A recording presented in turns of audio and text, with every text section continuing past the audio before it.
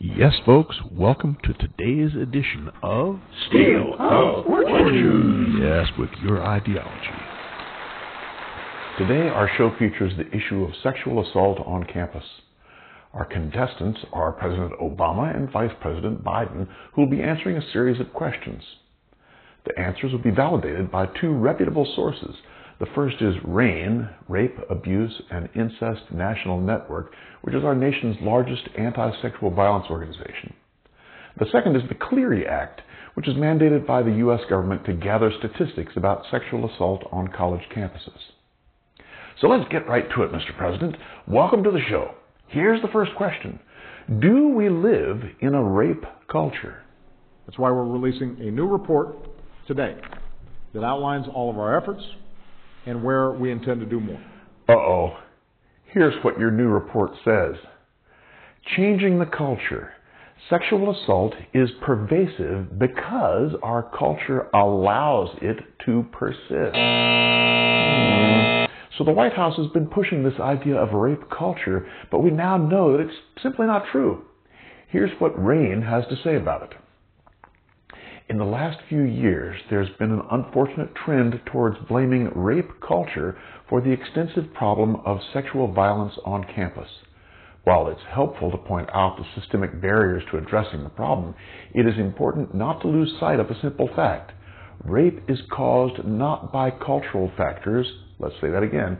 Rape is caused not by cultural factors, but by the conscious decisions of a small percentage of the community to commit a violent crime.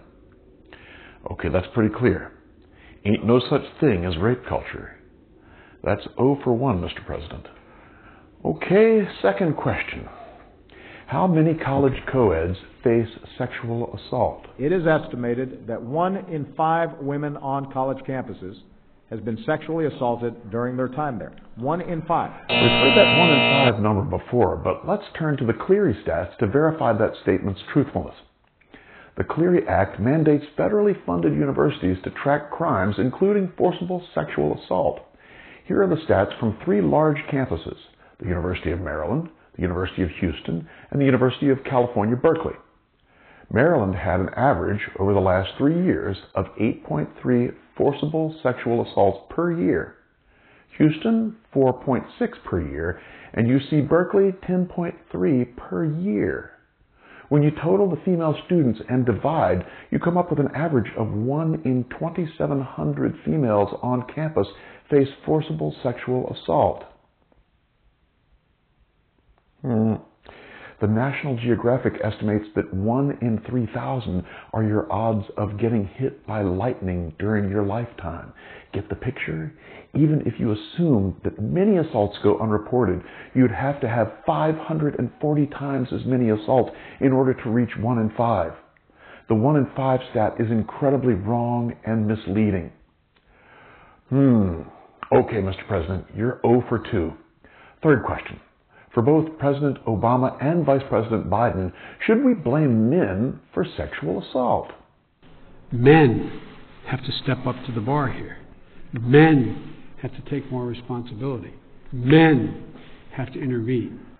We've got to keep teaching young men in particular to show women the respect they deserve. We know that the White House pushes the men and masculinity are bad and to blame meme, but now groups like RAIN are saying that it's not helpful. Here's what they say. Again, this research supports the fact that more than 90% of the college-aged males do not and are unlikely to ever rape. In fact, we've found that they are ready and eager to be engaged on these issues. It's the other guys, and sometimes women, who are the problem. Importantly, research has shown that prevention efforts that focus solely on men and redefining masculinity, as some programs have tried to do, are unlikely to be effective. RAIN is saying men are good. How about that? Very different from the White House wanting to blame men and boys and hold them responsible. Okay, 0 for 3. Next question is about those star chambers on campus that your administration has been pushing. Do you see these campus adjudication groups that your administration has encouraged as being helpful in dealing with sexual assault? 3 years ago, we sent every school district, college, and university that receives federal funding new instructions clarifying their legal obligations to prevent and respond to sexual assault. Oh, no. 0 for 4. What do you think of that, Mr. President? It's totally unacceptable. Yeah. Listen to what Rain says about why your instructions are creating a great deal of danger. The simple fact is that these internal college boards were designed to adjudicate charges like plagiarism, not violent felonies. The crime of rape just does not fit the capabilities of such boards. The FBI, for purposes of its uniform crime reports, has a hierarchy of crimes, ranking a violent crime in order of seriousness. Murder, of course, ranks first. Second is rape. It would never occur to anyone to leave the adjudication of a murder in the hands of a school's internal judicial process. Why, then, is it not only common but expected for them to do so when it comes to sexual assault? Gracious. Okay, our final question. Do we need to go beyond victim blaming and focus on risk reduction as an important part of prevention of sexual assault? Vice President Biden? The President also knows that we have to stop blaming victims for these crimes.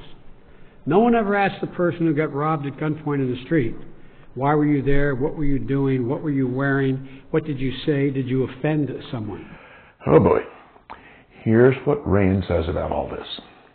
We believe that it is important to educate members of the campus community on actions they can take to increase their personal safety.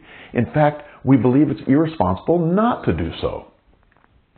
Over decades, it's been shown that risk reduction messaging is an important component of crime prevention overall. The approach has significantly contributed to reducing the number of violent and property crimes.